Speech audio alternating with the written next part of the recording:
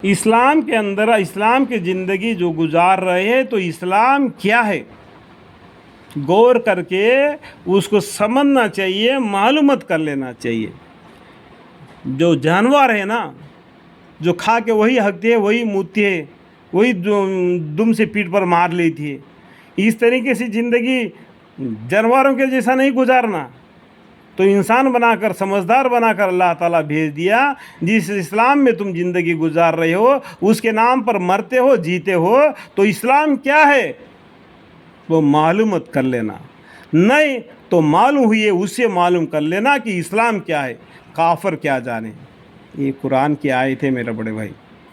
میں جو بات بھی کہہ رہا ہوں تو اس کا سمجھدار سمجھاتا ہوں، اس کا وسیلہ بھی دے دیتا ہوں۔ یہ قرآن کی آیتیں، یہ حدیث کی آیتیں ہیں۔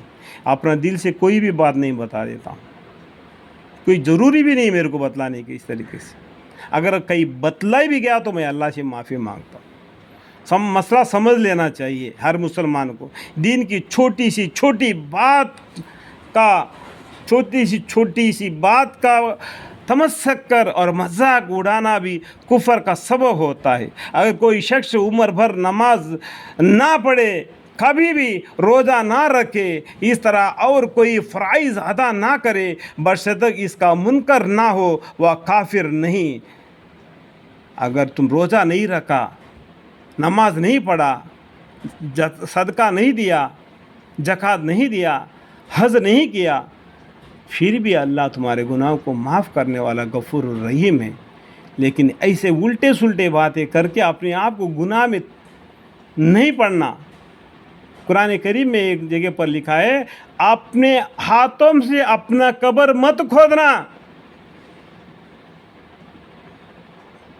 ایسے بات نہیں کہنا، ٹھیک ہے کہنا مطلب سمجھ گیا؟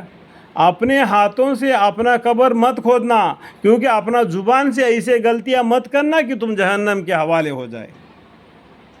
سمجھنے کی بات ہے، ٹھیک ہے۔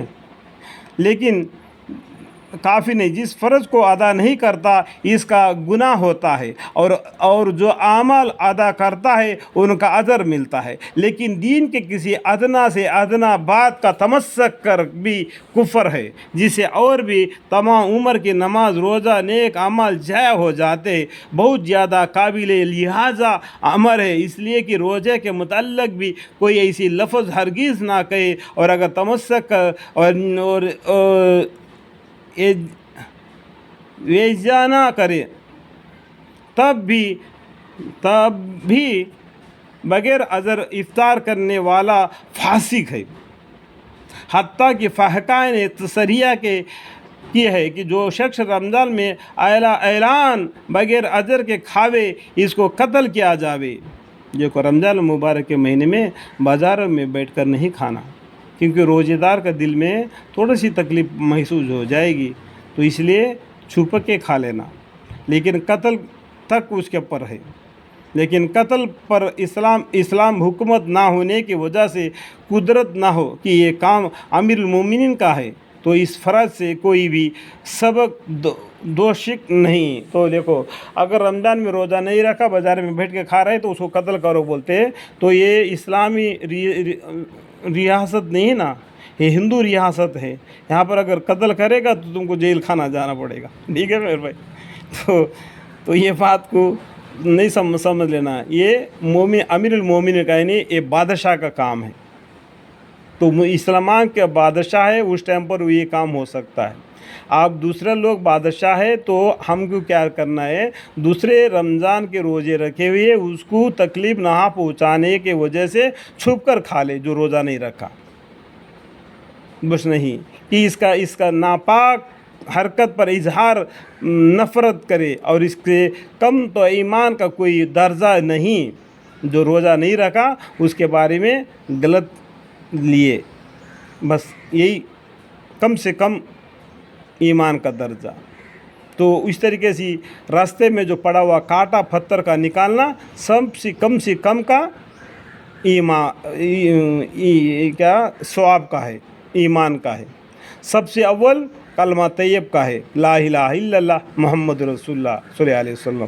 اس طریقے سے 70 پر 3 یا 70 پر 2 حدیثیں ہے۔ اس کے بارے میں، اور بہشت زیور کو پڑھنے سے آپ کو معلوم ہو جائے گا، اس میں لکھا ہوا ہے، ٹھیک ہے، قیامت کے بارے میں بھی لکھا ہوا ہے، بہت کچھ باتیں ہیں۔ بہشت زیور کو پڑھنا، بخاری شریف کو پڑھنا، قرآن شریف کو پڑھنا، قرآن شریف کا مادی کو پڑھنا، ٹھیک ہے۔ اس کو دل سے برا سمجھے، حق تعالی شانو اپنے بندے کے توفیل مجھے بھی نیک اعمال کی توفیق نصیب فرمائے، آمین ثم آمین، والحمد للہ رب العالمین۔ سب سے زیادہ کوتاہی مجھے میں ہے، سب سے زیادہ کوتاہی مجھے میں ہے۔ میرے گناہ کو میں خود اقرار کرتا ہوں، یا اللہ میں نے گناہ کیا، جان کر بھی کیا، جانے میں بھی کیا، لیکن تو رحمان رحیم ہے، رحمان رحیم کا واسطہ دے کے میں آپ سے معافی کے طلب کرتا ہوں، پیغمبر صلی اللہ علیہ وسلم کے وسیلے سے۔ اللہ آمین، اللہم اغفر لی۔ فصل اول میں 10 حدیثیں کافی سمجھا ہو کہ ماننے والے کے لیے ایک بھی کافی ہے۔ دیکھو، ماننے والے کے لیے ایک حدیث بھی کافی ہے، نہ ماننے والے کے لیے پورا قرآن نکال کر اس کا سر پر رکھ دے پھر بھی کوئی فائدہ نہیں۔ تلک عشرۃ کاملۃ، اور نہ ماننے والے کے لیے جتنا بھی لکھا جائے بیکار ہے۔ حق تعالی شانو سب مسلمانوں کو اعمال کی توفیق نصیب فرمائے، آمین ثم آمین، والحمد للہ رب العالمین۔